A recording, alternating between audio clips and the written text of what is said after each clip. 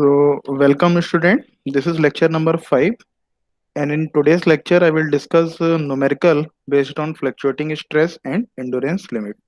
तो इससे पहले वाले लेक्चर में हमने फ्लक्चुएटिंग स्ट्रेस कितने टाइप की होती हैं, एंड्योरेंस लिमिट की कैलकुलेशन हम किस तरीके से करते हैं, अप्रोक्सीमेशन एक एंड्योरेंस लिमिट हमें आती थी फटीग टेस्ट से हम निकालते थे। और उसके बाद भी अगर फटीग टेस्ट क्योंकि हम नहीं कर सकते बहुत सारे मटेरियल्स का, not possible for every material, तो अप्रोक्सीमेट मेथड हमने देखा था एंड्योरेंस लिमिट की कैलकुलेशन का। ठीक है, तो वो इस तरीके से हमने इसमें कई सारे डी रेटिंग फैक्टर लिए थे, के ए, के बी, के सी, K D and sigma e dash. ठीक है, तो इन द प्रीवियस लेक्चर हमने इस टॉपिक की थ्योरी देख ली थी। Today we will discuss numerical on this topic. Now this question we have done earlier. ठीक है, तो इससे पहले वाले वीडियो में ये लेक्चर हम पहले वाले लेक्चर में ये डिस्कस कर चुके हैं। इसमें अगर किसी को डाउट है तो पूछ लो, इस न्यूमेरिकल में जो कि लास्ट लेक्चर में हमने किया था।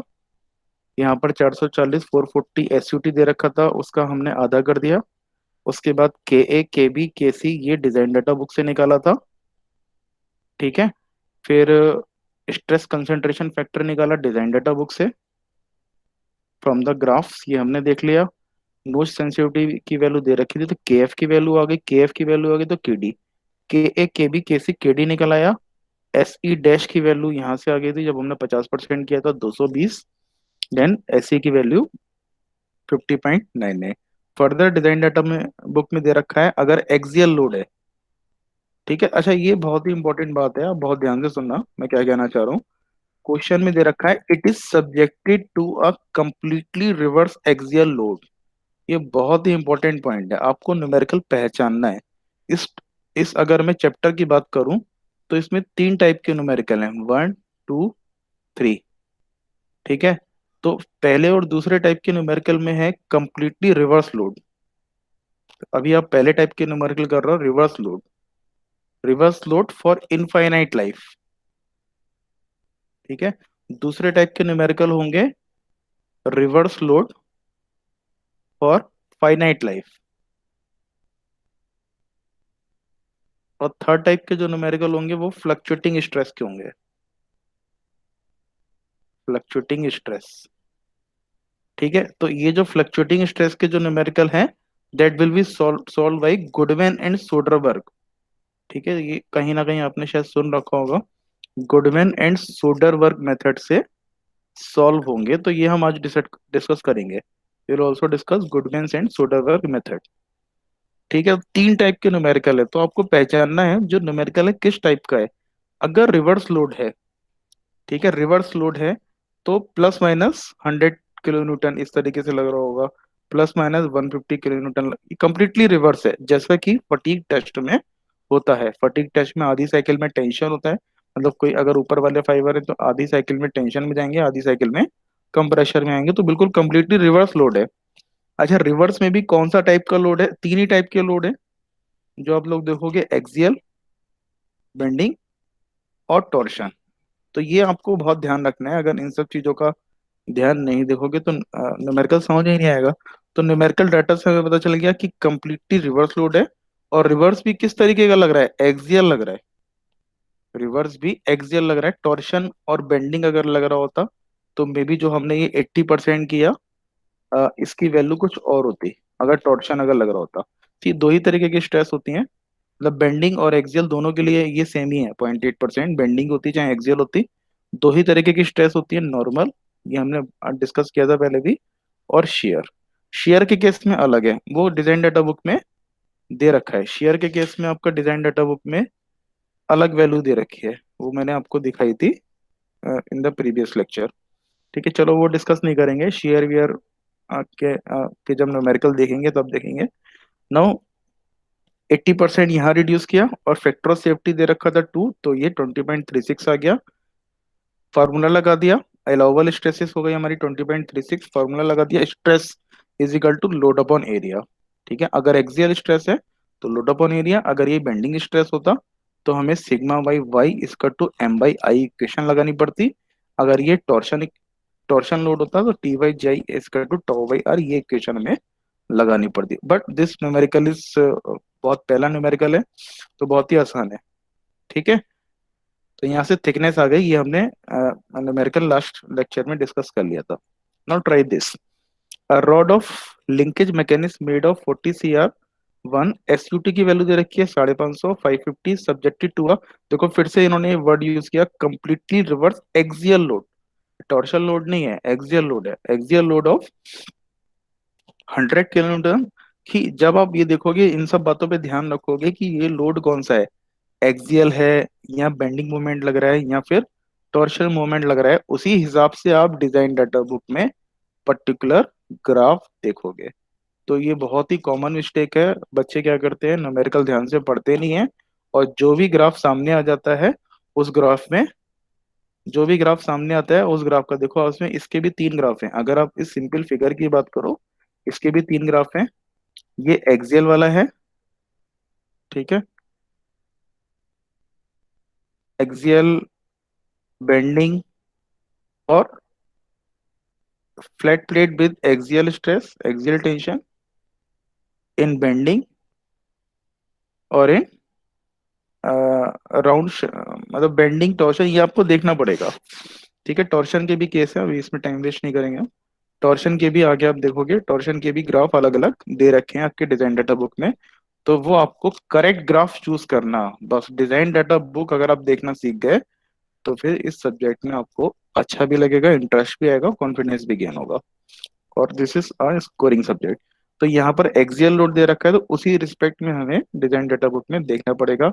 तो क्या दे रखा है, subjected to a completely reverse axial load of 100 kilonewton, the rod is machined on a lathe, machining की बात कर रहा है, इसका मतलब सरफेस फिनिश फैक्टर की बात कर रहा है, के ए। तो ये डिजाइन डाटा बुक से पता चल जाएगा। एक्सपेक्टेड रिलायबिलिटी इज 95%, तो हमें केसी की वैल्यू पता चल जाएगी। No stress concentration, no stress concentration factor, तो यानी केडी का कोई लेना देना नहीं है, ना तो मुझे यहाँ पर केटी निकालना है और ना ही केएफ निकालना है, एवरीथिंग इज वन, सब कुछ वन है, कि कोई भी स्ट्रेस कंसेंट्रेशन फैक्टर नहीं हो रहा है, तो केडी की वैल्यू यहाँ पर वन है। Determine the diameter of the rod using the factor of safety two for an infinite life calculation, infinite life condition. ठीक है, अगर मेंशन में, अगर कंप्लीटली रिवर्स एक्सियल लोड का क्वेश्चन है और कुछ भी अगर मेंशन नहीं कर रखा है, तो भी वो इनफाइनाइट लाइफ का ही क्वेश्चन है। ठीक है, तो यहाँ पर अभी देखो कौन सा फैक्टर बचा हमारा, केबी। केबी फैक्टर डिपेंड करता है, साइज क्या है, रॉड का साइज क्या है, रॉड का क्रॉस सेक्शन का साइज क्या है। अब क्रॉस सेक्शन का साइज तो हमें पता नहीं, क्योंकि डायमीटर तो हमसे पूछा ही गया है, डायमीटर तो हमें पता ही नहीं है। पता नहीं है तो हम एज्यूम कर लेंगे, लेटस से। अब एज्यूम किस तरीके से करेंगे, जो कि हमें डिजाइन डाटा बुक में, जो भी वैल्यू हमें डिजाइन डाटा बुक में दे रखी होगी उस हिसाब से हम एज्यूम कर लेंगे। तो लेटस सी, अगर हम केबी की वैल्यू निकालने जाते हैं, तो केबी की वैल्यू डिपेंड करती है ऑन दिस फैक्टर डी, यानी क्रॉस सेक्शन क्या है। डी की वैल्यू अगर 7.5 से कम है तो 1 हो जाएगा, 7.5 से 50 है तो 0.85 हो जाएगा, डी अगर 50 से ज्यादा है तो 0.75 हो जाएगा। तो यहाँ तो हमें पता नहीं है, तो बेटर है कि इसे एज्यूम कर लें, डी की वैल्यू 7.5 से 50 के बीच में है। ठीक है, जनरली आप देखोगे न्यूमेरिकल में 90% केसेस में यही एज्यूम कर रखा है, जहाँ यही एज्यूम करना है आपको, क्योंकि ये कॉमन है बिल्कुल। क्योंकि अगर 7 से कम है तो 1 ही हो जाएगा, तो 1 हमें लेके चलना नहीं है, उसमें रिस्क हो सकता है कि भाई कंपोनेंट हमारा ब्रेक कर सकता है। तो ये हमने एज्यूम कर लिया, तो इसके रिस्पेक्ट में हमें के बी निकला है। तो हो जाएगा के बी कैसी आप निकाल सकते हो, आगे करूं मैं इसे, के बी कैसी, तो यहाँ के बी की वैल्यू कितनी हो जाएगी, 0.85। ठीक है, केसी की वैल्यू विद रिस्पेक्ट टू 95%, केसी की वैल्यू हम यहाँ से देख लेंगे, 95% के रिस्पेक्ट में हो जाएगी 0.86, ये देख सकते हो 0.868, 0.868। केडी की वैल्यू वन होगी, के की वैल्यू दे रखी है 550 एसयूटी है, और इसमें है मशीनिंग दे रखा है, मशीन ऑन अ लेथ, यानी मशीन कंपोनेंट है। ठीक है, तो के ए की वैल्यू हो जाएगी हमारी 550 कहाँ पर आएगा? 550 आएगा हमारा, ये हो जाएगा 500। ठीक है,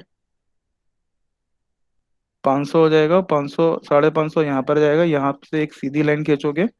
और मशीन वाला क्या है, ये मशीन है, ये मशीनिंग है यहाँ। तो इसके रिस्पेक्ट में यहाँ पर स्ट्राइक करेगा। और इसकी वैल्यू कितनी है, यहाँ से आ जाएगी 0.6। कितनी लेनी चाहिए बताओ कोई? 0.7 और 0.8 के बीच में, 0.78 ले सकते हैं। बताओ क्या ले। दैट डिपेंड अपॉन, मतलब स्टूडेंट ए और स्टूडेंट बी का अलग अलग भी हो सकता है। मैं यहाँ पर 0.78 ले लेता हूँ। तो हमारा सिग्मा ई की वैल्यू कितनी हो जाएगी?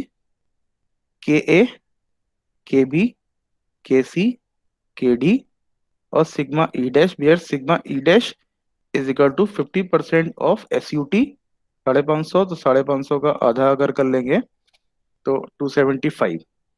ठीक है, तो यहाँ पर आप 0.78 into 0.85 into 0.868 into 1 into 550 is equal to, जो भी वैल्यू आ रही है इसको मैं आगे से देख लेता हूँ आंसर से कि कितनी वैल्यू आ रही है। 0.78, देखो 0.78 लिया है, सही है। 0.85, 0.868, 275। केडी की वैल्यू इन्होंने 1 ले रखी है। ठीक है, केडी की वैल्यू 1 है, तो यहाँ पर आ गया 158।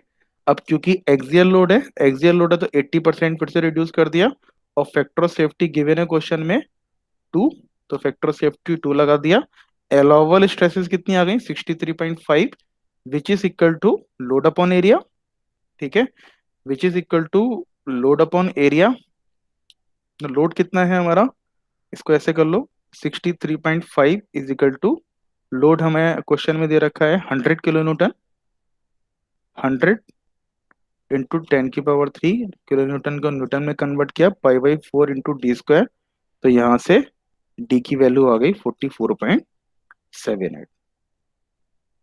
ठीक है भाई, वैसे ये क्वेश्चन कुछ अलग नहीं है, हो जाएगा। समझ में आ गया? नेक्स्ट। ठीक। तो नेक्स्ट क्वेश्चन,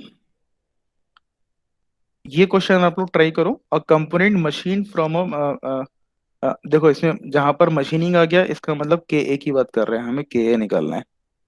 ठीक है, 45C8 इसकी एस यू टी दे रखा है। अच्छा, अगर एस यू टी नहीं गिवन है तो जो डिजाइन डाटा बुक में चैप्टर नंबर 2 है, mechanical properties of the material, वहां से आप इसकी एस यू टी देख सकते हो। तो डेजिग्नेशन आपका दे रखा है 45C8, उसके रिस्पेक्ट में आप एस यू टी देख लोगे। अगर एग्जाम में नहीं भी गिवन है तो भी आप कर लोगे। ठीक है, is shown in the figure, it is subjected to a completely reverse, दूसरा कीवर्ड क्या है? Completely reverse axial force of 50 kilo newton. ठीक है, एक्सपेक्टेड रिलायबिलिटी दे रखी है, फैक्टर ऑफ सेफ्टी दे रखी है, साइज फैक्टर दे रखा है। साइज फैक्टर यहाँ पर आपको एज्यूम करने की जरूरत नहीं है, उन्होंने साइज फैक्टर दे दिया। प्लेट की थिकनेस आपको बतानी है for infinite life if the notch sensitivity is 0.8। ठीक है, तो सबसे पहले हम के ए निकाल लेते हैं। के ए की वैल्यू क्या होगी? के ए की वैल्यू होगी हमारी, यहाँ से देख लेंगे डिजाइन डाटा बुक से। देखो ये ओपन है, एस यू टी की वैल्यू है 630, तो 630 with respect to a machine. तो यहाँ पर मशीनिंग के रिस्पेक्ट में 630 विल लाई हेयर, यहाँ हो गया आपका 700, यहाँ हो गया 650। तो 630 के रिस्पेक्ट में कोई बताएगा मुझे कितनी आएगी वैल्यू? 630 के रिस्पेक्ट में यहाँ से मैंने स्ट्रेट लाइन ड्रॉ करी, और कहाँ ड्रॉ करी? मशीनिंग पे। तो ये कितनी हो जाएगी? ये वैल्यू हो जाएगी समवेयर हेयर। तो 0.6, 0.7, 0.7 और 0.8 के बीच में 0.77 या 0.77 ले सकते हो। 0.76। 0.76 ले लें, चलो 0.76 ले लेते हैं। केवी की वैल्यू क्या हो जाएगी? क्वेश्चन में गिवन है 0.85। केसी की वैल्यू क्या हो जाएगी 90% के रिस्पेक्ट में? डिजाइन डाटा बुक ओपन करके देख लेंगे हम। 90% रिलायबिलिटी के रिस्पेक्ट में इसकी वैल्यू होगी 0.897। केसी की वैल्यू हो जाएगी 0.897। ठीक है, केडी की वैल्यू, अब केडी की वैल्यू हो जाएगी 1/KF, और के एफ की वैल्यू होगी 1 + Q KT-1। अब हमें केटी निकालना है, क्यू की वैल्यू गिवन है, नो सेंसिटिविटी गिवन है, हमें 0.8 केटी की वैल्यू निकालना है। तो केटी की वैल्यू निकालने के लिए हमें स्ट्रेस कंसेंट्रेशन वाली टेबल देखनी पड़ेगी, स्ट्रेस कंसेंट्रेशन वाला ग्राफ देखना पड़ेगा और सही ग्राफ चूज करना पड़ेगा। देखो इतने सारे ग्राफ हैं, हमें सही ग्राफ चूज करना है। ठीक है, तो ये कौन सा गैस है, ये इसमें थिकनेस है, प्लेट की थिकनेस है, तो हमें थिकनेस वाला ही लेना है। यहाँ पर क्या, flat plate with shoulder plate in axial tension. ठीक है, तो ये वाला ग्राफ हमें चूज करना है। हमें गलती से ये वाला ग्राफ चूज नहीं करना है। इसमें देखो दो ग्राफ दे रखे हैं, राउंड शेफ्ट। ठीक है, round shaft with shoulder flat, कई बार क्या करते हैं ये वाला ग्राफ चूज कर लेते हैं बच्चे। तो ये राउंड शेफ्ट नहीं है, ये फ्लैट प्लेट है। क्वेश्चन में मेंशन है, क्वेश्चन में क्या मेंशन है, इट इज अ प्लेट। तो हमें ग्राफ भी प्लेट वाला करना है, राउंड वाला ग्राफ सेलेक्ट नहीं करना है। ठीक है, तो ये प्लेट वाला ग्राफ कौन सा हो गया, flat plate with shoulder plate. Shoulder plate मतलब ये वाली प्लेट, इसको शोल्डर प्लेट बोल रहा है। ठीक है, ये शोल्डर प्लेट हो गई इन एक्सियल टेंशन। अब इसका जो अलाउबल स्ट्रेसेस का फॉर्मूला होता है sigma naught is to p load upon area, d into h, इसको बाद में डिस्कस करेंगे। अब मुझे बताओ हमें क्या निकालना है, स्ट्रेस कंसेंट्रेशन निकालने के लिए हमें दो पैरामीटर निकालने हैं। आर बाई डी का रेशियो हमें पता चल जाए और डी बाई डी का रेशियो पता चल जाए तो हम आराम से ग्राफ से देख सकते हैं। तो what is r by d, what is r by d, r by d यहाँ पर दे रखा है 5R। ठीक है, और capital d, r by d 5R, और स्मॉल डी दे रखा है 50। ठीक है, तो आर की ही वैल्यू दे रखी है, ये उसमें आर की टर्म में दे रखी है। तो ये 5/50 हो जाएगा 0.1। ठीक है, और डी बाई डी, और क्या निकालना है हमें दूसरा, कैपिटल डी बाई डी। तो कैपिटल डी हो जाएगा 100, 100 divided by 50 is equal to 2। तो रेशियो हमें पता चल गया, रेशियो हमें पता चल गया 0.1, और दो के रिस्पेक्ट में निकालना है। तो 0.1, 0.1, ये 0.12 है, ये 0.1 हो गया, 0.1, और डी बाई डी का रेशियो है हमारा 2। तो डी बाई टू के रेशियो के लिए हमें ये वाला ग्राफ देखना है। तो यहाँ से एक स्ट्रेट लाइन सीधी हमने खींची स्केल से, यहाँ पर जाके स्ट्राइक करी और इसके रिस्पेक्ट में हमने वैल्यू देख ली। तो कितनी लूँ मैं वैल्यू, 2.2, 2.3 के बीच में, 2.2 और 2.3 के बीच में मैं 2.25 ले लेता हूँ। तो केटी की value from the design data book we can take 2.25। ठीक है, तो let us check the answer. इसको एक बार देख लेते हैं आंसर इन्होंने क्या लिया है। के की वैल्यू 0.76, वेरी गुड, हमने भी 0.76 लिया है। 0.85 गिवन थी क्वेश्चन में, 0.897। ठीक है, केटी की वैल्यू इन्होंने निकाली है 2.27, हमने 2.25 निकाली है, एक ही बात है, मतलब वो तो ग्राफ देखने का एक तरीका है। तो 2.27 से के एफ की वैल्यू आ गई 2.016। तो के एफ की वैल्यू आ गई 2.016, तो यहाँ से केडी की वैल्यू क्या हो जाएगी, 1/2.016.496, तो ये हो जाएगी 0.496। तो अल्टीमेटली सिग्मा ई कितना हो जाएगा, के ए के बी के सी मैं डायरेक्ट लिख देता हूँ, के ए हो जाएगा 0.76 इंटू 0.85 इंटू के सी हो जाएगा 897, के एफ हो जाए के डी हो जाएगा 0.496 into sigma e dash. Sigma e dash यहाँ भी डायरेक्ट लिख दूं मैं, क्या होगा, 50% of the S U T 630। तो सिग्मा ई की वैल्यू कितनी हो जाएगी, सिग्मा ई की वैल्यू हो जाएगी एस ई डी, ये कितना हो जाएगा, sigma e dash 50% of the 650, यानी ये 315 हो गया, ये टर्म हो जाएगी 315। ठीक है, तो आफ्टर सॉल्विंग 90.54, ये हो जाएगा 90.54 मेगा पास्कल।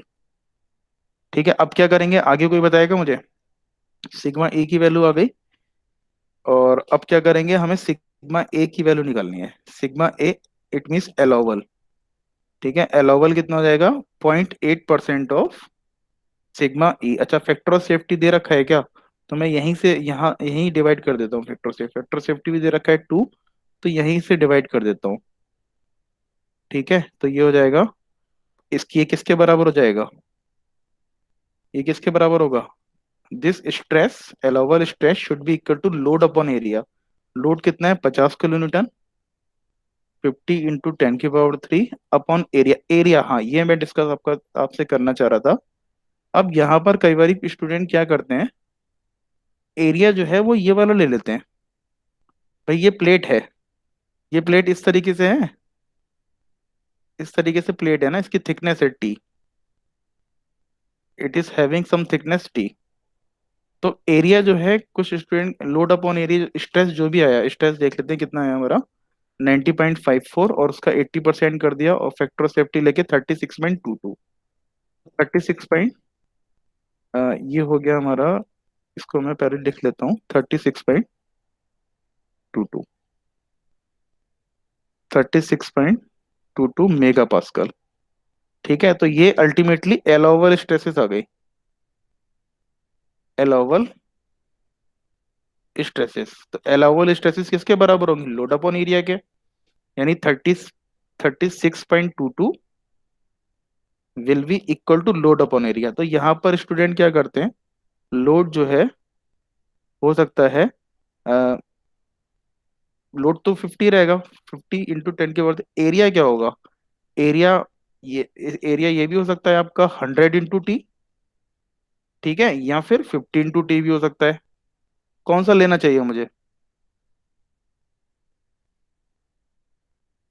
बताओ? 100 वाला। 100 वाला? नहीं, 100 वाला नहीं लेंगे। देखो उसके दो रीजन है। एक तो मैंने बताया कि हमें अपना दिमाग नहीं लगाना है। यहाँ पर डिजाइन डाटा बुक में ऑलरेडी गिवन है कि अलाउबल स्ट्रेसेस आपको किसके बराबर करनी है। दिख रहा है आपको?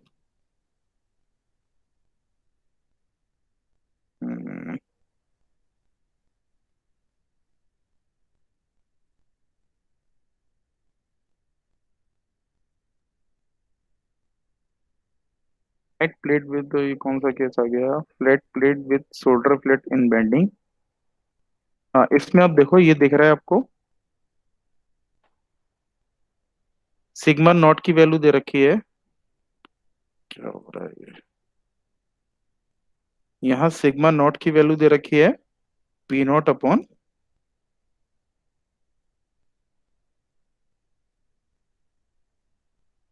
दिख रहा है बेटा, ये सिग्मा नॉट की वैल्यू दे रखी है P0, P/D × H, यानी H टी, टी जो है थिकनेस है, इन्होंने H से डिनोट किया है। तो यहाँ ऑलरेडी दे रखा है, स्मॉल डी से कंपेयर करना है आपको, ये स्मॉल डी से करना है। ठीक है, तो यहाँ पर 50 × T लेंगे, 100 × T जिसने लिया वो गलत हो जाएगा। ठीक है, तो यहाँ से थिकनेस की वैल्यू जो आएगी वो हमारा आंसर हो जाएगा। ठीक है, दूसरा रीजन ये है कि इस साइड से जब हम जोर लगा रहे हैं, हमें मेनली यहाँ पर निकालनी है ना मैक्सिमम स्ट्रेसेस। तो इसीलिए हम लोग, स्ट्रेस कंसेंट्रेशन कहाँ हो रहा है? इस एरिया पे हो रहा है, क्योंकि यहाँ पर फिलेट है, यहाँ पर स्ट्रेस कंसेंट्रेशन हो रहा है, यानी क्रिटिकल एरिया यही है। और ये क्रिटिकल एरिया हो रहा है, तो इस साइड से जब हम जोर लगा रहे हैं, that's why it is critical. ठीक है, और अगर इतना नहीं समझ पा रहा हो तो आप बस सीधा डिजाइन डाटा बुक देखो, डिजाइन डाटा बुक में जो फॉर्मूला दे रखा है वो फॉर्मूला हमें लगाना है, और यहाँ से टी की वैल्यू निकाल देनी है। ठीक है, तो यहाँ तक समझ में आ गया था। के बी किसी के डी से मल्टीप्लाई कर दिया था, 80% ले लिया था एक्सएल के केस में, और फिर फैक्टर ऑफ सेफ्टी से डिवाइड करके 36.22, this is equal to P/50 × T, और टी की वैल्यू आ गई 27.6। तो ये हो गया हमारा आंसर। कोई डाउट इसमें? नेक्स्ट क्वेश्चन करें। Yes sir. बस एक ही स्टूडेंट पढ़ रहा है क्या? आ रहा है समझ में? I hope. बहुत कम यस बच्चे सर। हैं आज, बहुत ही कम बच्चे यस हैं सर। आज। ठीक है, वेरी गुड। इसका मतलब मॉर्निंग के लेक्चर में 4-5 बच्चे ही पढ़ रहे थे। चलो कोई नहीं, मैं वीडियो लेक्चर में अपलोड कर दूंगा वहाँ क्लासरूम पे। ठीक है, now they see next question. इस तरह के क्वेश्चन आ जाते हैं जिसमें डायग्राम बने होते हैं, तो ये बहुत ही इंपॉर्टेंट क्वेश्चन है और इंटरेस्टिंग भी है। A cantilever beam made of cold drawn steel 20 C8 SUT is equal to 540 subjected to a completely reverse load of 1000 Newton is as shown in the figure. तो रिवर्स लोड देखो, सबसे पहला दूसरा keyword क्या हो गया, कंप्लीटली रिवर्स लोड। ठीक है, is shown in the figure, the notch sensitivity दे रखी है, एक्सपेक्टेड रिलायबिलिटी दे रखी है, डिटरमाइन द डायमीटर, बहुत ध्यान से सुनो, डिटरमाइन, ये क्वेश्चन आ चुका है आपका एंड सेम में, determine the diameter D of the beam for a life of 10,000 cycle, for a life of 10,000 cycle. तो ये क्वेश्चन हमारा सेकंड टाइप का हो गया, design for finite life, design for finite. अभी तक कहीं भी कुछ मेंशन नहीं था, या देखो पहले वाले क्वेश्चन में तो कुछ भी मेंशन नहीं था, डिजाइन फॉर इनफाइनाइट नहीं लिखा था, यहाँ इनफाइनाइट अगर कुछ भी मेंशन नहीं है तो बाय डिफॉल्ट हम ऐसा कंपोनेंट बनाएंगे जो हमारा सालों साल तक चलता रहे, इनफाइनाइट लाइफ के लिए चलता रहे। ठीक है, बट यहाँ पर इसने मेंशन कर दिया इस क्वेश्चन में कि आप भैया ऐसा है, बहुत ज्यादा डिजाइन डिजाइन के चक्कर में मत पड़ो, ये कंपोनेंट बस इतना चल जाए कि 10 की पावर 4 साइकिल, मतलब इतनी साइकिल तक चल जाए, मे बी 1 1.5 साल में खराब हो जाए, मुझे कोई चिंता नहीं करनी है।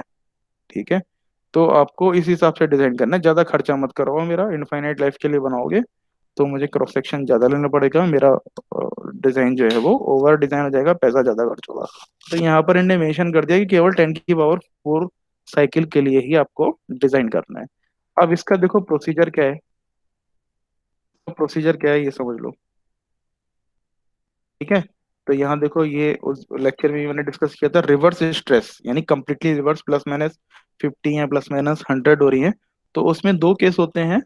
ठीक है, it can be divided into two case, design for infinite life, design for finite life. तो डिजाइन फॉर इनफाइनाइट लाइफ का हमने कर लिया, फाइनाइट लाइफ में ये मेथड होता है। तो कोई इस मेथड एसएन कर्व आपने पढ़ रखा है सबने, एसएन कर्व। ठीक है, एसएन कर्व फटीग टेस्ट में जब होता है, अ, ये जो कर्व आ रहा है, इस कर्व में हमें दो पॉइंट मेंशन करने हैं, एक पॉइंट ए और एक पॉइंट बी, ए और बी।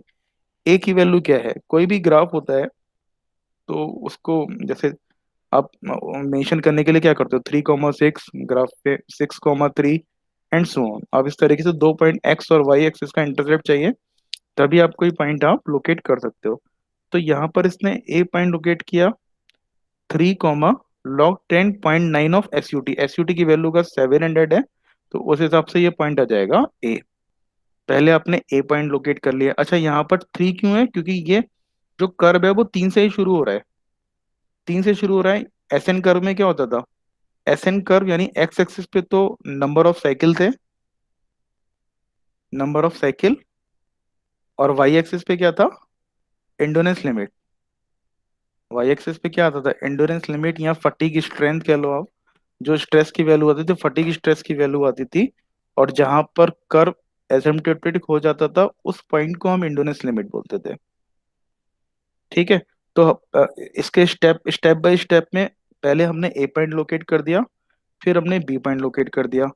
ए पॉइंट की वैल्यू हमने फिक्स कर दी 3,log 10.9 ऑफ सिग्मा यूटी, और बी पॉइंट की वैल्यू हमने फिक्स कर दी 6,log 10 सिग्मा ई। ठीक है, ए और बी को हमने ज्वाइन कर लिया, ए और बी को ज्वाइन कर लिया। ठीक है, we want to calculate strength for 10 की पावर 5 साइकिल, फॉर एग्जांपल जैसे अभी जो न्यूमेरिकल है उसमें 10,000 साइकिल दे रखा है, तो 10,000 साइकिल के लिए कैसे निकालेंगे, 10,000 साइकिल मतलब 10 की पावर 4, तो 10 की पावर 4 लॉग, क्योंकि लॉग स्केल है, ये मैंने बताया था अपने प्रीवियस लेक्चर में, लॉग स्केल हम क्यों लेते हैं, इतना बड़ा ग्राफ तो होता नहीं है कि हजारों और लाखों में हम उसे लोकेट कर सके, तो हम log 10 लेते हैं, log 10 10 की पावर 4 इज इक्वल टू 4, ये 4 हो जाएगा।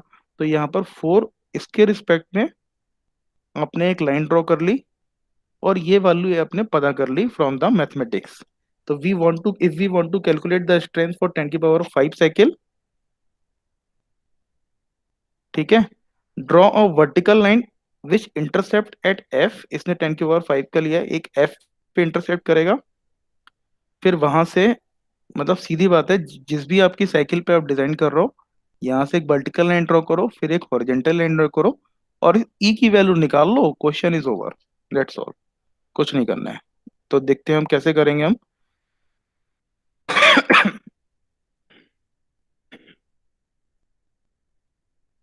ठीक है, तो सबसे पहली बात है कि इसमें हमें के बी के सी के डी निकालना है, वो आप निकाल लेना, वो मैं नहीं बता रहा हूँ आपको।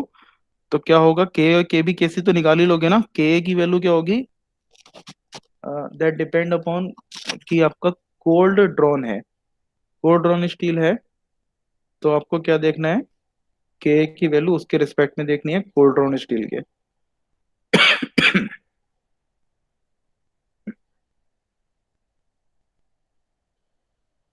तो यहाँ पर आपको ये कोल्ड ड्रॉन यहाँ पर दे रखा मशीन एंड कोल्ड ड्रॉन, इसके रिस्पेक्ट में देखनी है। और SU2 आपको गिवन ही है। तो के की वैल्यू आ जाएगी, के वी की वैल्यू दे रखी है क्या इसमें, के वी की वैल्यू है क्या, के बी की वैल्यू नहीं है। तो हमें क्या करना है, डायमीटर निकालना है। तो हम एज्यूम कर लेंगे that D is in between 7.5 to 50। ठीक है, तो यहाँ से के बी की वैल्यू आ जाएगी, के सी की वैल्यू दे रखी है, रिलायबिलिटी दे रखी है 90%। के डी की वैल्यू निकाल लोगे, के डी की वैल्यू देखो वही केस है, राउंड शेफ्ट है with shoulder flat, round shaft with shoulder flat. चलो ये देख लेते हैं कैसे निकलेगी, केडी की वैल्यू कैसे निकलेगी ये देख लेते हैं। इससे आपको इस स्ट्रेस कंसंट्रेशन की न्यूमेरिकल की भी प्रैक्टिस हो जाएगी।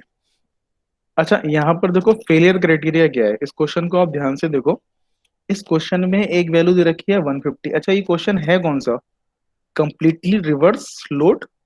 लोड किस टाइप का लग रहा है, एक्सियल लग रहा है या बेंडिंग लग रहा है या टॉर्शन लग रहा है, टॉर्शन तो खैर नहीं लग रहा है, बताओ जरा सब मुझे। बैंड। बेंडिंग लोड लग रहा है, यहाँ एक्सियल नहीं लग रहा है, बेंडिंग लोड लग रहा है, क्योंकि बेंडिंग मूवमेंट जनरेट हो रहा है। बेंडिंग मूवमेंट क्या हो जाएगा, P इंटू डिस्टेंस 150, और दूसरा बेंडिंग मूवमेंट कहाँ हो रहा है, P इंटू 170। तो यहाँ पर एक इन्होंने डिस्टेंस दे रखी है न्यूमेरिकल में 170, और एक दे रखी है 150। कौन सी ले, हम कौन सी कंसिडर करें बताओ। तो ये सर कन्फ्यू 150 लेंगे 150 आपको। लेंगे, वेरी गुड, तो 150 लेंगे। ये कंफ्यूजन के लिए दे रखी है, इसका कोई लेना देना नहीं है, हमें जरूरत ही नहीं है। हम क्यों लेंगे 150 पे, क्योंकि बी पॉइंट पे क्या हो रहा है, शोल्डर फिलेट है, शोल्डर फिलेट है, इसका मतलब स्ट्रेस कंसंट्रेशन की पॉसिबिलिटी है। और जहाँ स्ट्रेस कंसंट्रेशन की पॉसिबिलिटी है, मटेरियल वहीं से ब्रेक कर जाएगा। तो ए पॉइंट को हम इग्नोर कर देंगे, है ना। हम क्या लेंगे, फेलियर क्राइटेरिया लेंगे बी का। ठीक है, तो के ए हम निकाल सकते हैं, के बी निकाल लेंगे, के सी निकाल लेंगे, उसको मैं डिस्कस नहीं कर रहा हूँ। नाउ एक बार स्ट्रेस कंसंट्रेशन कैसे निकालेंगे, उसके लिए हमें क्या चाहिए, आर बाई डी। ठीक है, आर बाई डी कितना हो जाएगा, r by d is equal to 0.25। अच्छा, ये डी की ही टर्म में दे रखा है, 0.25 d upon d is equal to 0.25। और कैपिटल डी वाई डी दे रखा है, देखो ये भी डी की ही टर्म में दे रखा है, 1.5 d upon d is equal to 1.5 d. तो हमें सुटेबल डायग्राम देखना है पहले, तो हमें तो पहले सुटेबल डायग्राम देखना है। सर अ, बोलो। सर फेलियर सेक्शन जो हम डिसाइड करते हैं वो स्ट्रेस कंसंट्रेशन पे बेस होता है, कोई और क्राइटेरिया नहीं है सर, अगर सेप हमारे समझ में नहीं आ रही है तो। अब देखो बी पे क्या करोगे डिजाइन करके, बी तो वैसे ही मजबूत लग रहा है, सॉरी ए तो वैसे ही मजबूत लग रहा है, इसका मैं हाँ अभी जी। डिस्कस नहीं करना चाह रहा, ये तो किताब में दे रखा है। देखो बुक में क्या दे रखा है, the failure will occur either at the section A or at the section B. At section A, sir although the bending moment is maximum, there is no concentration factor and diameter is also more compared with that of section B. Therefore, we assume that failure will occur at the section B. मतलब ये देखो design है, ऐसा नहीं है कि तुमने ए पे डिजाइन कर दिया कि तो तुम बहुत ही खराब डिजाइन इंजीनियर हो गया, ऐसा कुछ नहीं है भाई, नहीं डिजाइन। सर, मतलब न्यूमेरिकल निकालते समय सर हाँ अगर भाई कोई ये सेप तो सेप भाई, ऐसी है कि समझ में नहीं आ रही है तो तब हाँ मतलब वहां स्ट्रेस, लेंगे क्या सर जहाँ बिल्कुल स्ट्रेस कंसंट्रेशन ज्यादा होगी। बिल्कुल बिल्कुल स्ट्रेस कंसंट्रेशन, हाँ ऐसा भी एक न्यूमेरिकल है आपकी किताब में, जहाँ पर यस सर। दो जगह स्ट्रेस कंसंट्रेशन हो रहा है। एक इस तरीके का अच्छा न्यूमेरिकल है, अगर आपके पास भंडारी की किताब है तो एक है सर, न्यूमेरिकल बुक है सर। इस तरीके का न्यूमेरिकल है, भंडारी में दे रखा है। अब स्टार्टिंग में ही देखना है, स्ट्रेस कंसंट्रेशन में ही दे रखा है, शायद मैंने कराया है उसमें, उसमें ऐसा है न्यूमेरिकल। तो इसमें देखो दो केस हो गए, यहाँ पर एक सोल्डर फिलेट हो गई, ठीक है, और ये होल भी हो गया। तो स्ट्रेस कंसंट्रेशन यहाँ भी हो रही है और यहाँ भी हो रही है, समझ में आ रहा है। तो उस केस में हमने दो आंसर निकाले, हमें क्या पूछा गया था, थिकनेस पूछी गई थी। तो थिकनेस केस वन से भी आई और केस टू से भी आई, सपोज केस वन से अगर 7 mm आई और केस टू से 4 mm आई, तो इन दोनों में से मैं कौन सी थिकनेस सेलेक्ट करूंगा? बताओ, for the safer design what thickness should I select? 7 mm। Obvious सी बात है, मैं हैवी डिजाइन पे जाऊंगा। अगर 7 mm होगा तो ब्रेक होने की पॉसिबिलिटी कम होगी। तो ऐसा कुछ नहीं है कि आप ए पे करोगे तो गलत हो जाएगा, बी पे करोगे तो ऐसा कुछ नहीं है। डिजाइन इंजीनियर अपने एक एजम्पशन लेता है। आप ए पे करके देख लो, अगर ए पे आपका जो है डायमीटर, वैसे ए पे तो डायमीटर ज्यादा ही होगा, मतलब it's not very hard and fast, तो वो सर थोड़ा मतलब एजम। एक और न्यूमेरिकल है सर इसमें बुक में सर, हाँ, जिसमें सर जो ये सेफ है सर, जो छोटा डायमीटर है ना सर, वो दोनों तरफ एक्सटेंड कर रखा है सर, जो डायमीटर डी है। जो तो डायमीटर तब, दी है। यस सर, तो फिलेट 4 होगी सर, तो उस टाइम कहाँ होगा सर हमारा मतलब जो फेलियर सेक्शन क्या लेंगे सर हम? फिर से बोलना। सर अगर हम जो ये सेफ है ना हमारी, जो हम्म। आप न्यूमेरिकल करवा रहे हो, हम्म। अगर इसको हम, जो इसका छोटा डायमीटर है सर, जो आपके साफ दिखाई दे रही है, अगर उसको ये। दोनों तरफ एक्सटेंड कर देते हैं ऐसे ही, यस सर, छोटा डायमीटर डी सर, तो हम्म। फेलियर सेक्शन कौन सा लेंगे सर हम? तो और होगा ही लोड नहीं बीच में उसमें लगा हुआ है स्ट्रेस। सर। अगर तुम कह रहे हो ये अगर ऐसे ही हो जाता, ये फ्लैट हो जाता। नहीं सर, फ्लैट नहीं, हम्म। बड़ा सर ये कह रहा डायमीटर डी। दूसरी साइड भी इसी शेप में ही, क्या? दोनों मतलब ये दोनों दूसरी तरफ साइड भी होती इसी शेप अगर शेप में सर, ही। ऐसे ही सर। आपके पास बुक होगी ना सर, तो बुक में एग्जाम्पल नंबर 5.8 है सर, वीवी हम्म। भंडारी में सर, हम्म। चलो, जो मैं फाइव देखता हूँ, पॉइंट अभी टेन ये करवाओगे। लेक्चर रिकॉर्ड हो रहा है ना? ओके तो सर। मैं अभी ये ऑफ करके फिर बाद में लास्ट में ले लूंगा तुम्हारी क्वेरी, ठीक है? Okay sir. तो let me complete the numerical. तो इसमें क्या होगा कि फिलहाल तो देखो, यहाँ तो समझ में आ रहा है कि स्ट्रेस कंसंट्रेशन यहीं पर होगा ज्यादा, तो इसलिए हम बी के हिसाब से डिजाइन कर रहे हैं। तो हम क्या निकाल रहे थे? केटी की वैल्यू निकाल रहे थे from the design data book. हमें राइट फिगर चूज करना है हमें ग्राफ में। Round shaft with shoulder flat in axial tension. तो ये एक्सियल टेंशन का भी नहीं है न्यूमेरिकल, है ना? यहाँ पर है round flat, round shaft with shoulder flat in bending. तो ये वाला हमें 5.17, टेबल नंबर 5.17 हमें चूज करनी है। तो डी बाई डी की वैल्यू है 1.5 और आर बाई डी की वैल्यू है 0.25। तो 0.25 के देख लो रिस्पेक्ट में, 0.24, 0.26, 0.25 समवेयर यहाँ पर लाई करेगा। और कैपिटल डी बाई डी का ये ऊपर से दूसरा ग्राफ है। बताओ मुझे कितनी होगी? यहाँ से आपने स्ट्रेट लाइन ड्रॉ करी, यहाँ से स्ट्रेट लाइन ड्रॉ करी इस ग्राफ पे, जहां भी टच करेगी इसके रिस्पेक्ट में आप वैल्यू देख लोगे। तो बताओ कितनी ले लूं मैं? 1.3 और one one point point three three eight three eight ले लूं? चलो, तो ये केटी की वैल्यू हो जाएगी 38, 1.38 या 37 हो जाएगी 38। और के एफ की वैल्यू हम निकाल लेंगे 1 + Q KT - 1। ठीक है, देख लेते हैं ये इसका सर आंसर। थोड़ी बहुत ऊपर नीचे हो सकती है सर, जो कोई केटी है दिक्कत सर। नहीं, कोई दिक्कत नहीं है बेटा, बहुत सारा ऊपर नीचे इतनी नहीं होनी चाहिए कि किसी ने 1.37 ली, किसी ने हाँ सर। 1.38, कोई one point okay. Four five ले ले तो गलत हो जाएगा भाई। Okay sir. ऊपर नीचे वो +- 5%, 6% की एरर, ह्यूमन एरर रहती है while seeing the graph. It is a human error, तो उसका कोई बहुत ज्यादा अंतर पड़ेगा नहीं आंसर से। आंसर ओके का सर। आंसर पड़ेगा भी तो वो सबको नंबर पूरे मिलेंगे। ठीक है, तो देखो सबसे पहला स्टेप 50% किया, एसयूटी को 540 का आधा कर लिया, 270। 540 के हिसाब से, क्योंकि ये कोल्ड ड्रॉन और मशीन वाला था, तो के की वैल्यू आप देख लोगे, बताने की जरूरत नहीं है। के की वैल्यू डिजाइन डाटा से देख लोगे। यहाँ पर डी की वैल्यू 7.5 और 50 के बीच में एज्यूम कर ली, तो साइज फैक्टर हो जाएगा 0.85। केसी की वैल्यू रिलायबिलिटी वाली टेबल से देख लेंगे। डी बाई डी 1.5, 0.25, तो 1.35 लिया है हम लोगों ने, कितना लिया था? 1.38, बहुत ज्यादा लिया है हमने। देखो होगा क्या ना, आप लोग क्या करना है, स्केल यूज करना। यहाँ से जब भी करना है यहाँ पर स्केल यूज करना है, यहाँ स्केल लेना, यहाँ स्केल लेना, तो थोड़ी सी एक्यूरेट निकलेगी। अभी थोड़ा अंदाजे से देख रहे हैं, इसलिए एक्यूरेट नहीं हो रही है। ठीक है, तो इन्होंने 1.35 ली है। के एफ की वैल्यू आ जाएगी 1.29 और के डी की वैल्यू 1/के एफ, तो 0.771।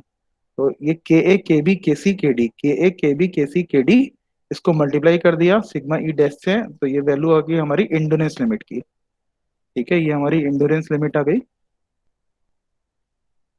अब फर्दर देखो क्या करेंगे। इंड्योरेंस लिमिट अब हमें जो स्टेप था, हमें ए पॉइंट लोकेट करना था। ए पॉइंट की वैल्यू क्या थी? 3 लॉग 10.9 इंटू SUT, यानी अल्टीमेट स्ट्रेंथ। तो ये देखो वही क्या है, 0.9 इंटू SUT। SUT कितना है? SUT हमारा है 500। SUT है 540, तो इसका 90% करो आप लोग जरा कैलकुलेटर से। 540 का 90% कितना होगा? 486 होगा। कैलकुलेटर लेके कोई बैठा है?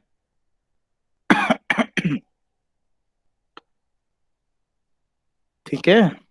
यस सर, सर सही है 486। सर, सही है सर। ठीक है, तो 0.9, ए पॉइंट हमने लोकेट किया, बी पॉइंट लोकेट करना है। 3 लॉग 10 और ये कैलकुलेटर से देखो आप, लॉग लॉग 486 की वैल्यू देखो, तो ये हो जाएगी 2.6866। ठीक है, बी पॉइंट लोकेट करने में 6, एस सी की वैल्यू हमने निकाली, एंडोरेंस स्ट्रेंथ, एंडोरेंस लिमिट की वैल्यू हमने निकाली 123.8। तो ये हमारी 2.6, 2.0927। तो ये जो ग्राफ है हमारे पास। अच्छा, फाइनाइट लाइफ जो है वो 10 की पावर 3 से यानी जो भी न्यूमेरिकल होगा वो 10 की पावर 3 से 10 की पावर 6 के ही बीच में होगा। ऐसा नहीं यस होगा सर। कि 10 की पावर 7 के लिए बता दो। तो 10 की पावर 7 के लिए अगर आपने डिजाइन किया तो इनफाइनाइट लाइफ हो गया ना। तो फटीग टेस्ट में हमने देखा था कि फॉर द स्टील, क्योंकि स्टील ही है ना, कास्ट आयरन तो है नहीं, या कोई एल्यूमिनियम अलाई भी नहीं है। स्टील के लिए हमें मालूम है, स्टील के हमें मालूम है कि जो कर्व है, SN कर्व है, वो एकदम एसिम्प्टोटिक हो जाता है 10 की पावर 6 साइकिल पे। ठीक है ना। तो ये स्टील का केस है, तो हमें ये पता है कि स्टील के केस में फाइनाइट का मतलब ये है कि 10 की पावर 3 से 10 की पावर साइकिल के बीच में ही पूछेगा ये। ठीक है। नाउ इसके बीच में पूछ रहा है, अब हो जाएगा, देखो समझ में आ रहा है सवाल। अब ये ए और बी है, तो ए और बी लोकेट कर दो आप ग्राफ में। अब ग्राफ पेपर लेके नहीं जाना है आपको किताब एग्जाम में। ठीक है, वैसे तो ग्राफ पेपर में होना चाहिए, लेकिन ठीक है, अंदाजे से हम कर सकते हैं। हमने ए बी पॉइंट लोकेट कर दिया 6, 2.0927। ए पॉइंट लोकेट कर दिया 3, 2.68। अब हमें निकालना है ये पॉइंट एफ। निकाल सकते हैं? ठीक, ये वैल्यू अभी दे ही रखी है, इसको अभी रीड मत करो, अब ये हमें निकालनी है। इसको मैं अभी स्ट्राइक आउट कर देता हूँ। We need to find out this value. हमें ये वैल्यू फाइंड आउट करनी है। ठीक है, तो हमें पूछा क्या था न्यूमेरिकल में? 10 की पावर 4 साइकिल, 10,000 साइकिल के लिए पूछा था। 10,000 मतलब 10 की पावर 4, तो लॉग 10 10 की पावर 4 इज इक्वल टू 4। तो यहां से आपने स्ट्रेट लाइन ड्रॉ करी, स्केल से, स्केल से आपने एक स्ट्रेट लाइन ड्रॉ करी, पॉइंट मिल गया एफ। और यहां से एक स्ट्रेट लाइन ड्रॉ करी, पॉइंट ई की वैल्यू निकाल लेंगे। कैसे निकालेंगे बताओ जरा, कोई निकाल सकता है? हमें पॉइंट ई की वैल्यू निकालनी है। ये मैंने स्ट्राइक आउट कर दी, ये तो हमें निकालनी है। कोई निकाल सकता है? सिमिलर ट्रायंगल सर के कंसेप्ट से जैसे, निकाल। हाँ बोलो। यस सर, जैसे सर मैथ में निकालते थे ना इक्वेशन बना बिल्कुल के सर, बिल्कुल। y equal equation, to m x होता है सर। हाँ वैसे भी कर सकते हो, वो लेंदी रहेगा। अगर आप सिमिलर ट्रायंगल यूज करो, AEF हाँ सर, जब भी हो जाएगा। And ADB, these are the similar triangle. Yes sir, तो जल्दी सिमिलर हो जाएगा ट्रायंगल सर में सर। आपका EF divided by DB। DB कितना है? 6 - 3, 3 है ना। DB कितना है? DB 6 - 3 is equal to AE, is equal to AE upon AD, AE upon AD। तो EF की वैल्यू भी हमें पता है। EF की वैल्यू कितनी है? ये वैल्यू कितनी है? 4 - 3 1, ये है 1/3। AE की वैल्यू भी हमें पता है, नहीं AE की वैल्यू हमें निकालनी है अपॉन AD।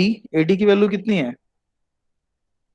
2.6866 -2.0927। 9 to 7। सही है ना। तो हो जाएगा, यस यहाँ सर। से AE की वैल्यू आ जाएगी। Yes sir. ए की वैल्यू निकाल सकते हो? कोई है कैलकुलेटर लेके बैठा है तो? नहीं तो मैं दिखा दूं आंसर, दिखा दूं आंसर। आ जाएगी सर। जीरो आ पॉइंट जाएगी ना ए की वैल्यू? तो ए की zero value I zero point, point one yes sir, इतनी आ रही है। Very good, 0.198। तो जब ए की वैल्यू आई, इतनी तो लेंथ आई इसकी, ये तो इसकी लेंथ आई। तो जी ई पे इसकी वैल्यू क्या होगी स्ट्रेस की? इसको प्लस कर, इसको माइनस कर दो। ए की वैल्यू कितनी आई? ए की वैल्यू आई सर। 0.1198। तो इसका मतलब क्या हो गया? सिक्स। ये इस ई पॉइंट की वैल्यू कितनी होगी? 2.6866 माइनस 0.198। तो ये आ जाएगी 2.4886। ठीक है भाई। तो ये वैल्यू आ गई हमारी इंडोनेंस लिमिट की। इंडोनेंस लिमिट की वैल्यू आ गई लॉग स्केल पे। ये क्या है? लॉग स्केल पे। इसका मतलब log 10, log 10 जो भी है आपकी इंडोनेस स्ट्रेंथ ले लो, इसको अलग सिंबल से मैंने डिनोट कर लिया, इज इक्वल टू 2.4886। तो जरा बताओ मुझे एसएफ की वैल्यू कितनी होगी, इंडोनेस स्ट्रेंथ कितनी होगी? भाई ये तो लॉग स्केल है ना, हमारी मजबूरी है लॉग स्केल लेना इतना, क्योंकि यहाँ लाखों की साइकिल हमें इतना ग्राफ में हमारी जगह ही नहीं होती है, तो हमने लॉग स्केल लिया। तो अब लॉग स्केल लिया तो एसएफ की वैल्यू क्या होगी? 308 कुछ आ रही है सर। 308 सही आ रही है, एट बिल्कुल पॉइंट 30। थ्री कितनी? Sir, three 8 hundred point 8.03। हाँ, ठीक है ठीक है ठीक है। तो एसएफ की वैल्यू आ गई, एसएफ की वैल्यू आ गई। अब एसएफ की वैल्यू आ गई, अब हम अपने ओरिजिनल क्वेश्चन पे आ जाते हैं। ठीक है, ये बात समझ में आ गई।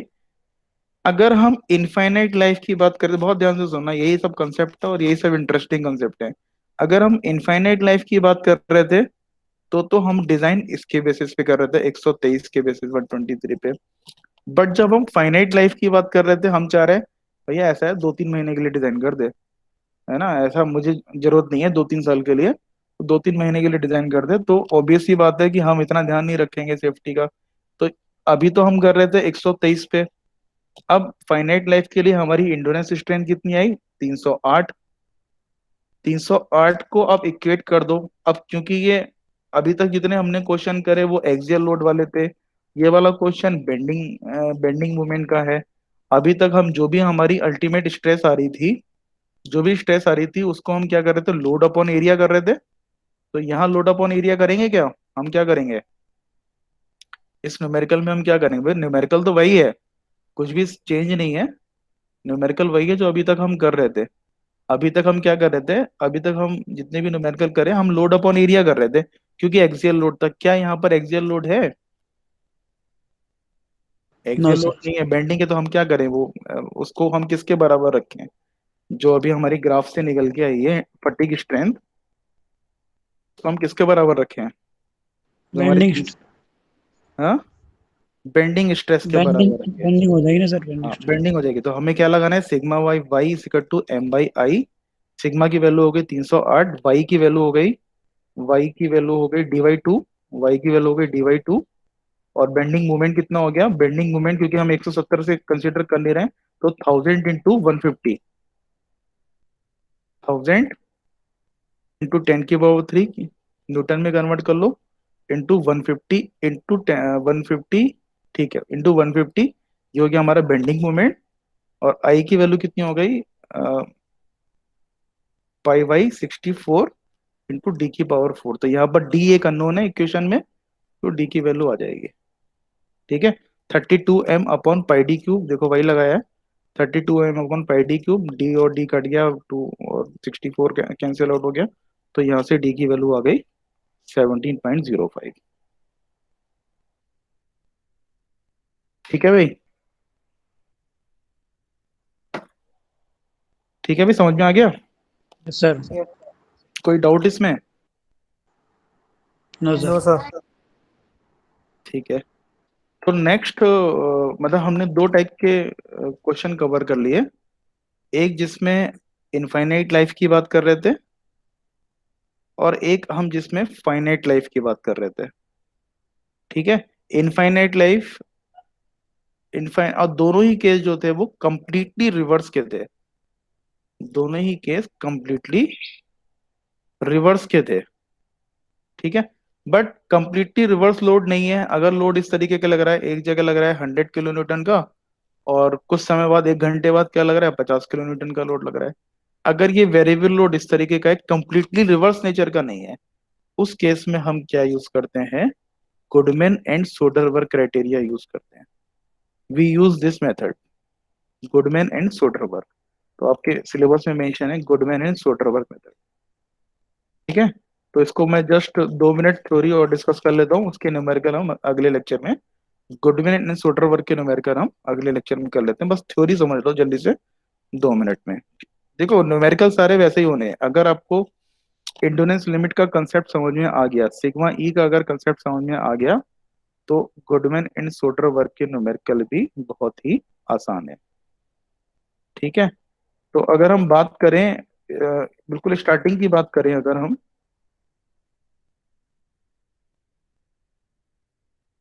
बिल्कुल शुरुआती लेक्चर की बात करें, तो शुरुआत में हमने ये देखे थे types of fluctuating stress.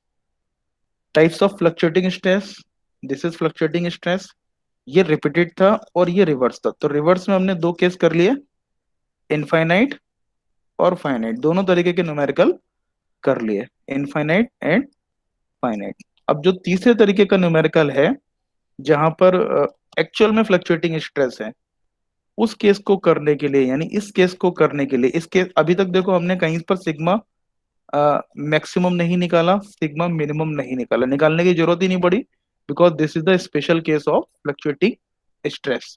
But sigma m और सिग्मा ए ये हमने देखा था, ये फॉर्मूला हमने अभी तक यूज ही नहीं किया।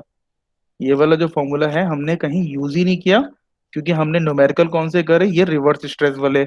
और इसमें क्या था, सिग्मा मीन तो जीरो ही था, सिग्मा मीन तो हमारा जीरो ही था, तो जरूरत ही नहीं पड़ी थी हमें इस फॉर्मूले को यूज करने की। अब जितने भी न्यूमेरिकल करेंगे वो हम इसमें ये वाला फॉर्मूला यूज करेंगे, यानी यहाँ जहां पर सिग्मा मैक्स और सिग्मा मिनिमम दोनों ही एग्जिस्ट कर रहे हैं या एक्चुअल फ्लक्चुएटिंग केस है, उस केस में हम Goodman and Soderbergh formula use करते हैं। ठीक है, now topic is combined steady and variable stresses. Combined steady and variable stresses, the fatigue diagram in general case, the fatigue diagram for general case is shown, sigma a sigma m are calculated when maximum and minimum force are given। ठीक है, तो sigma ए और sigma M की value निकाल लेते हैं। तो ये दोनों केस हो गए जो कि हमने प्योरली स्टैटिक है। ठीक, एक मिनट ध्यान से सुनो।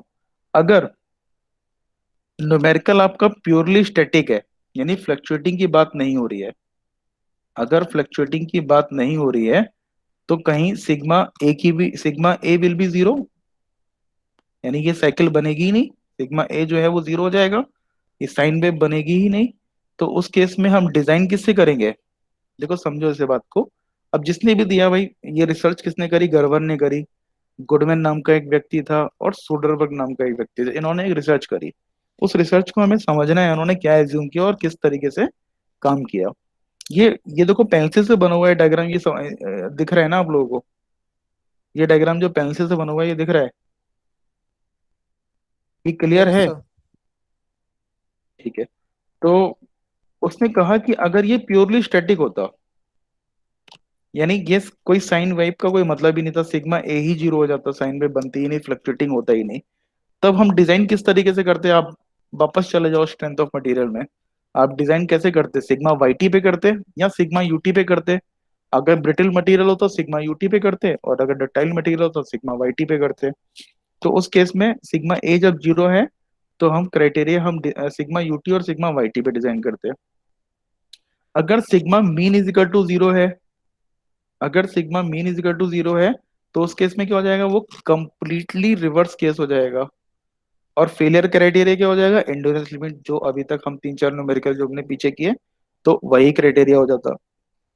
ठीक है, तो अगर स्टैटिक है, तो इस एक्सिस में इसने इन्होंने एक ग्राफ बनाया। ठीक है, ग्राफ किस किस के बीच बनाया, सिग्मा एम और सिग्मा ए के बीच में ग्राफ बनाया। तो जब सिग्मा ए जीरो हो जा रहा है, तब क्राइटेरिया हमारा क्या हो रहा है, सिग्मा यूटी हो रहा है या सिग्मा वाईटी हो रहा है। अच्छा, यूटी और वाईटी में वाईटी कम होता है, तो मैंने वाईटी पहले लिखा। तो स्ट्रेस स्ट्रेन डायग्राम में आप क्या देखते हो, सिग्मा वाईटी यहाँ होता है, सिग्मा यूटी इधर होता है, तो सिग्मा वाईटी हमेशा कम होता है, तो इसलिए मैंने सिग्मा वाईटी पहले लिखा।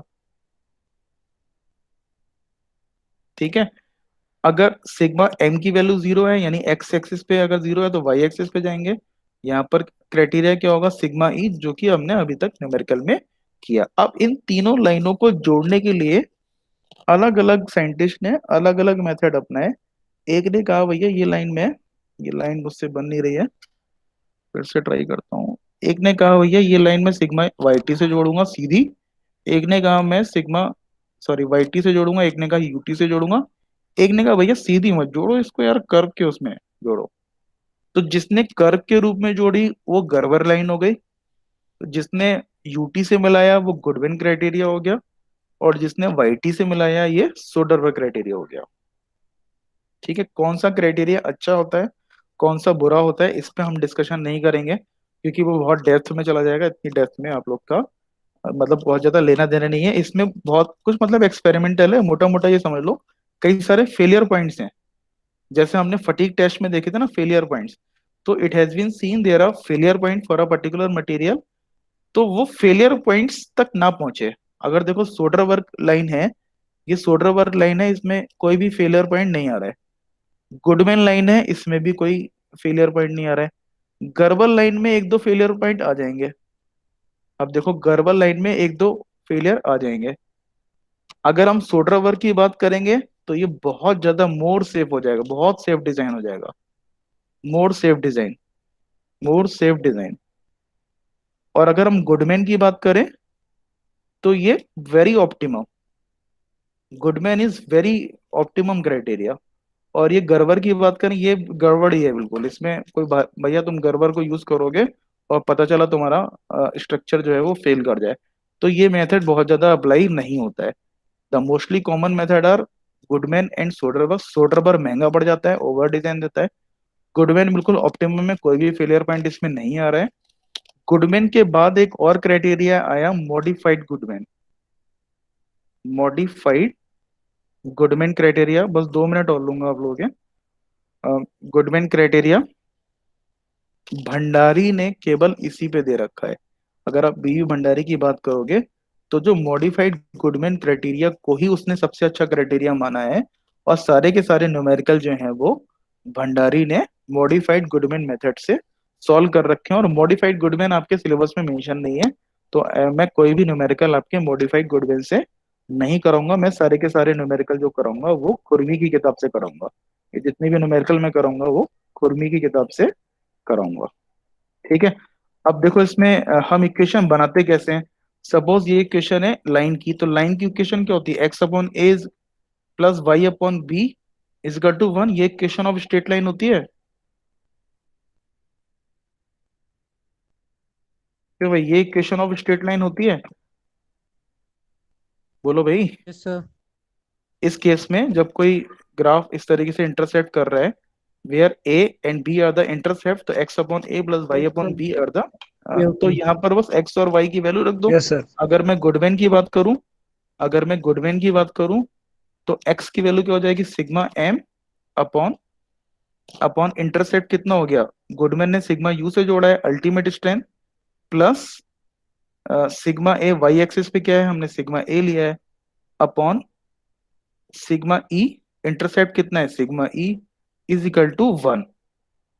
ठीक है, अगर मैं सोडरबर्ग की बात करूं तो एक्स एक्सिस क्या है सिग्मा एम, ये सेम ही रहेगा, बस यहाँ पर वाई टी हो जाएगा। यहाँ पर यूटी है और यहाँ वाई टी हो जाएगा, plus sigma a upon sigma, ये बिल्कुल सेम ही रहेगा, इज इक्वल टू 1। ठीक है, अब क्योंकि सिग्मा यूटी पे तो कोई करता नहीं है, हमेशा फैक्टर ऑफ सेफ्टी हम लेते ही हैं, फैक्टर ऑफ सेफ्टी। और यहाँ भी हम फैक्टर ऑफ सेफ्टी लेते हैं, यहाँ भी हम फैक्टर ऑफ सेफ्टी लेते हैं, और यहाँ भी फैक्टर ऑफ सेफ्टी लेते हैं। तो फैक्टर ऑफ सेफ्टी अगर हम इसको कॉमन ले लें ऊपर चले जाएं तो क्या हो जाएगा हमारा इक्वेशन, क्या हो जाएगा इक्वेशन हो जाएगा हमारा ये 1 अपॉन फैक्टर ऑफ सेफ्टी। यहीं पर दिखा देता हूँ मैं आप लोगों को। इसको आप फर्दर सॉल्व करोगे तो क्या हो जाएगा, sigma m upon sigma UT, factor of safety common ले लो आप, plus sigma a upon sigma e is equal to 1 upon factor of safety. और यहाँ पर क्या आ जाएगा, sigma n upon sigma y t plus sigma a upon sigma e is equal to 1 upon factor of safety. ठीक है, तो ये हो गया हमारा गुडमैन इक्वेशन और ये सोडरबर्ग इक्वेशन। देख लेते हैं इसे। गर्वर इक्वेशन में उसने पैराबोलिक लगाई है, तो इसको आप याद कर लो। याद करने की जरूरत नहीं है, डिजाइन डाटा बुक में दे रखी है। इसने पैराबोलिक स्क्वायर आ गया, यहाँ पर स्क्वायर वाली टर्म आ गई, तो ये गर्वर इक्वेशन है। क्वेश्चन में अगर पूछ रखा है तो गर्वर यूज करो, अदरवाइज गर्वर इक्वेशन यूज करने की जरूरत नहीं है। गुडमैन इक्वेशन मैंने बताया, one upon factor safety is equal to sigma m upon sigma u, sigma a upon sigma e. Where sigma e क्या है? सिग्मा ई वही है जो अभी तक हम निकाल रहे थे। तो क्वेश्चन में कुछ नहीं करना है, बस क्वेश्चन देखना है और सीधा ये फॉर्मूला लगा देना है। सिग्मा ई आप निकाल ही लोगे। सिग्मा ए कैसे निकलेगा? सिग्मा ए बिल्कुल is equal to sigma max minus sigma minimum divided by 2, जो कि स्टार्टिंग में हमने पिछले लेक्चर में फॉर्मूला देखा था। ठीक है, तो आज यहीं तक रखते हैं, इसके न्यूमेरिकल जो है हम नेक्स्ट लेक्चर में डिस्कस कर लेंगे। और नेक्स्ट लेक्चर में we will also try to take some queries और रिपीटेड ज्वाइन।